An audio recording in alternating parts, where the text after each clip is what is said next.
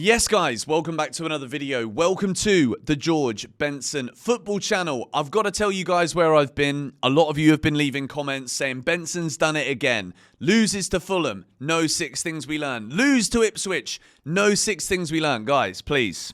Normally, there is quite often an excuse that can come from me. But this time, I'm not exaggerating when I tell you, my house is literally falling down.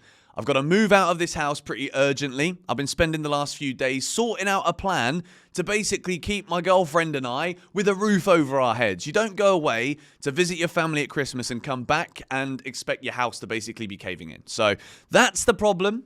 That is something that I've been trying to solve. I apologize, there's not been many videos. I've had more important life things to fix, to solve, to find solutions for. So hopefully the majority of you can understand that. I know some people won't. Some people will just think Benson goes AWOL whenever Chelsea start to lose. But we've managed to do a mould treatment, so this room is almost livable in, at least for this weekend. Before Monday we move, I've sorted out a new place, new studio, so that regular content and live streams and everything can continue from next week. I will be live tomorrow for the Crystal Palace game. It's been a hectic few days, guys. I do apologise. I know you missed the videos, and I know that people have their opinions as to why I don't post, and if Chelsea would have won, I still wouldn't have been able to make content. So that is what it is. Crystal Palace away. This is a fixture that Chelsea have had some good results in recently. We've been pretty good on the road against Palace last season. Remember a brilliant ending to the game with Enzo Maresca scoring that late goal. But we're on a dreadful run right now. Obviously, you guys haven't heard from me for 5 days, so I've not spoken about the Ipswich game. I'll speak a little bit about that now. We saw a lot of changes from Enzo Maresca, which some teams over the Christmas period, they're not able to make changes because of squad depth and loads of other reasons. Chelsea got a big squad, and I think what we're seeing from the changes that we saw in that game at Ipswich and some of the changes we've seen in recent matches is I'm not entirely sure if Maresca is fully happy the way that it seemed with this squad.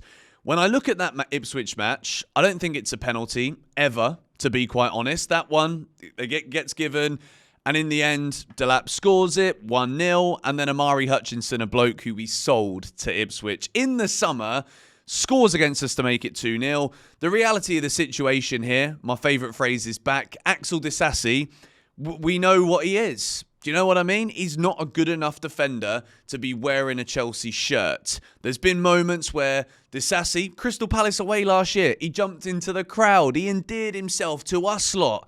But the truth of the matter is he's just not good enough, is he? That is the meat and potatoes of it. Cole Palmer hit the post. Palmer had some moments where he forced some incredible saves out of the Ipswich goalkeeper. Noni as well, near post drive, well saved from the Ipswich keeper. If only football could be won on XG, expected goals. Unfortunately, it can't. You've got to put the ball in the back of the bloody net. Ipswich did it twice, get their first win in the Premier League at Portman Road since beating Middlesbrough in 2002. Chelsea are on the end of it. Charity FC are back. But unfortunately, guys, we've got bigger problems. We have got some serious issues. Wesley Fofana out indefinitely again. Unfortunately, I feel sorry for the guy, but we've got to be real here. Wesley Fofana is a right-footed centre-back. Badi Ashil was filling in that position. He's out injured for a long time as well. I don't think Maresca really rates Tosin high enough, so I fully anticipate Chelsea in this January transfer window, if we're serious this season about finishing in the top 4, which again, Maresca in the press conference I've just watched, he's doing that thing again. I don't like this, where he's saying, when I came into the club, we were told, just make sure we're competitive in 5 years for things. Nah, mate. We were second in the league a few days ago, and all of a sudden now we've lost 2 in a row against Fulham and Ipswich. We can't, no, I'm not accepting this mediocrity, okay? We have got to bounce back, beat Crystal Palace at Selhurst Park, and sustain our position in this top 4. Because quite frankly, I think the issue that we're seeing right now with Chelsea is a serious question on Enzo Maresca. I love Maresca. I'm not saying that because we lost to Ipswich, because we lost to Fulham, I've lost all faith in him. But we're seeing something deteriorate very quickly here. 3 bad results in a row. The injuries are back again. And I'm concerned. I'm not going to lie. The players that came in away at Ipswich, particularly Joao Felix. He scored a goal offside, and I think if he was playing more regularly, maybe he would have been able to time that run a bit better. Match sharpness, is it quite there? Maybe not. Christopher Nkunku, another game where he just went missing, didn't really do anything. I think Nkunku will go this January. I don't think he fits this Chelsea squad. I don't think he fits the way Maresca wants to play. Jackson was on the bench. I think we might see him come back. We're going to build the Chelsea lineup here in a minute. But I think teams have found out how to play against Chelsea. A few weeks ago, throughout the whole of this season, it's looked as though Chelsea go into every game with a tactical setup, with tweaks and changes to the side to be able to combat oppositions. You take the likes of Lavia out the side again, who's been injured. Wesley Fofana out the side. Colwill looks bang average again in centre-back without Wesley next to him. And even when Wes was there, defending was still the problem. We've conceded 4 goals in the last 2 games against Fulham and Ipswich. Something has got to give. And I think for me, we're going to talk about transfers and stuff after the Palace game. I should be able to be live tomorrow. And 6 Things We Learned will be out straight after the match tomorrow. Don't worry about that. But I do think at the moment, there is a big worry here. There's a big worry that maybe some of these players that we look at the squad and we see Conference League football midweek and you look at some of the results we've been getting, but then when it comes to crunch games in the Premier League, when it comes to lots of matches in quick succession, when we're rotating the side, it's not good enough. The performances at home to Fulham and away at Ipswich were absolutely abject at best. It was not good enough. But we're going to build my Chelsea 11 now. I've struggled with this one, to be fair. When I found out that Badiashile is still out injured, Fofana is out for a long time, it's really got me thinking about the best way to balance the defence. I think Disasi was never good enough. When he came in, when he made that error leading to Ipswich's second goal, I'm just like, look, I'm not surprised. Obviously it bothers me because we flipping lost to Ipswich Town, for goodness sake, but I'm not surprised. Do you know what I mean? And to see James, Gusto, Achampong all on the bench as right-backs when Disasi's playing there is criminal. We cannot see this again. I will not stand for it. The goalkeeper, though, I'm happy that Philip Jorgensen was given a start at Ipswich. I feel a bit sorry for him. To be fair, he made some good saves in the game as well. So I think he should keep his place. I don't think it was Philip Jorgensen's fault necessarily that we lost the game. When I look at that penalty over and over again, like, say what you want about it, but I think Delap dives. I think he's already gone down when any kind of remote contact was made. Same time, if you're the goalkeeper, you just don't go in like that, do you? So, not saying that Jorgensen is perfect, but we know how many errors that Sanchez has made this season that have directly led to opposition goals. So we're going to keep Sanchez out the team and keep Philip Jorgensen in goal. Moving into the Chelsea back 4. I've gone with something bold here. I want Josh Achampong to start. I know it's kind of like a hipster thing to think about at the moment. Tosin Colwill-Cucurella, I've got alongside of him. To be honest, there's no one else that can do it. Disasi cannot play.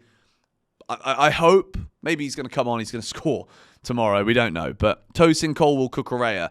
But Josh Achampong. Gusto's been out of form. Reece James, we heard in the Maresca press conference earlier today, Reece James was in the squad to be back with the boys. He wasn't match fit. He wasn't really ready. I don't think with Reece, because of that injury record, because of how volatile it is that he's going to get injured again, probably going to get injured again, you don't just rush him straight back in. Crystal Palace, transition side, when they get the ball, they can be quick on that counter-attack. I can imagine Reece getting forward, then having to sprint back. It just, to me, it seems like the kind of game that would be a disaster. For the potential of a reoccurring injury, Gusto's been out of form, but Disasi can't do it. He just can't, all right? I'm going to get myself wound up. So I'm giving Josh Achampong a start. Look, if this kid is there, he's just signed a new deal, play him. He's a right back. Stop playing players out of position and wondering why it goes wrong. So that is why we have gone with this defence. Moving into Moises Caicedo. Look, this guy, even though he wasn't great against Ipswich, nobody was. It was a very poor overall Chelsea performance. But the way that Caicedo's been playing this season, he's too good. We're never going to take him out the side. A lot of people, obviously, will be looking at Lavia, the fact he's back in full training. Maresca said it himself, he might not be quite ready yet. physical game expected against Palace. They like to get the tackles in.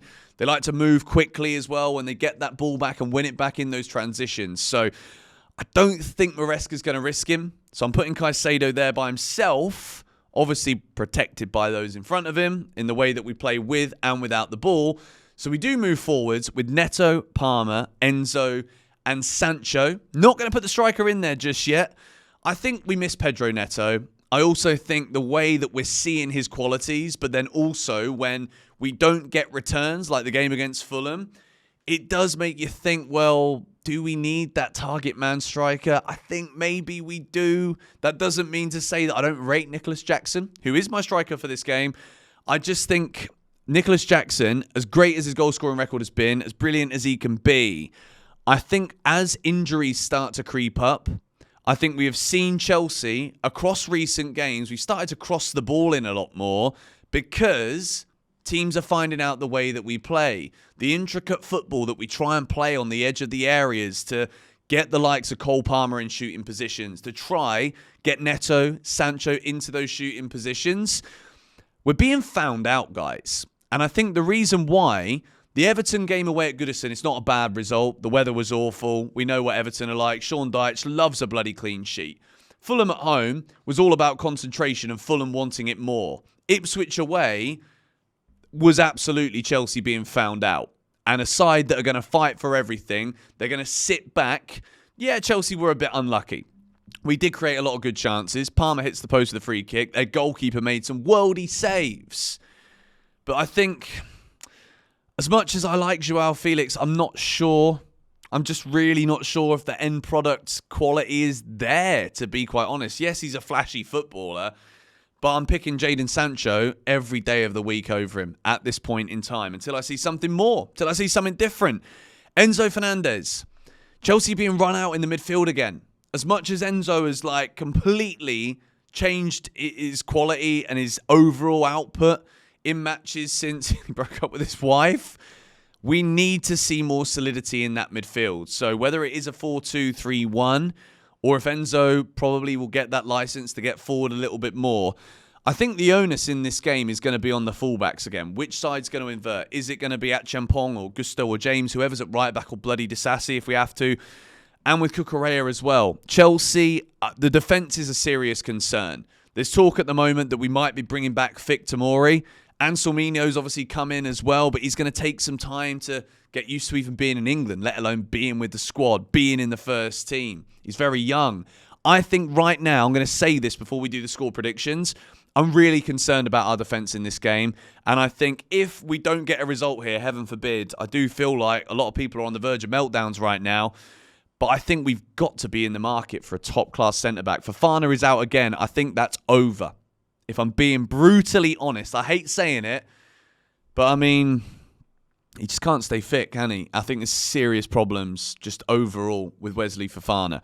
So, my score prediction for this game, I'm genuinely quite worried about this, I'm not going to lie. I think it's going to be 2-2. It's not the result we want. It's not the result we need right now. We need to get back to winning ways. But we're riddled with injuries, and I also think right now, we're just lacking something in the team. Until Lavia is back fit, I'm not convinced that we're not going to get ran through in the middle. I think we need some reinforcements. Feels weird saying that as a Chelsea fan with, obviously, all the signings that we've made. Andre Santos would be great right now, wouldn't he? Really, really would. He's still at Strasbourg. Let me know your Chelsea 11 in the comments down below. Let me know what you think of this team. And look, just to reiterate what I said at the beginning of this video, I know people get frustrated when I don't post. We've lost a fair few subscribers on the channel, but genuinely, it's been a disaster. My side with this house, and the rain has just been so chaotic. Coming back after Christmas, just before New Year, to a house where the walls are falling down. It's not ideal. At least the office is still standing, but we're going to be moving on Monday to a new place, and hopefully I can just literally pick up all of this stuff in this office and put it straight there. So yeah, thank you for your patience, for those of you that have been patient, which is the majority of you.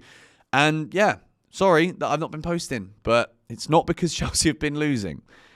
Hopefully people can understand that now and give me a bit of a break. Thank you guys for watching this video. I will be live tomorrow. We've managed to get everything good enough and fine enough to be able to do one last stream here in this studio. So we'll be live for that one. 6 things we learned straight after the game as well. Come on, you Blues.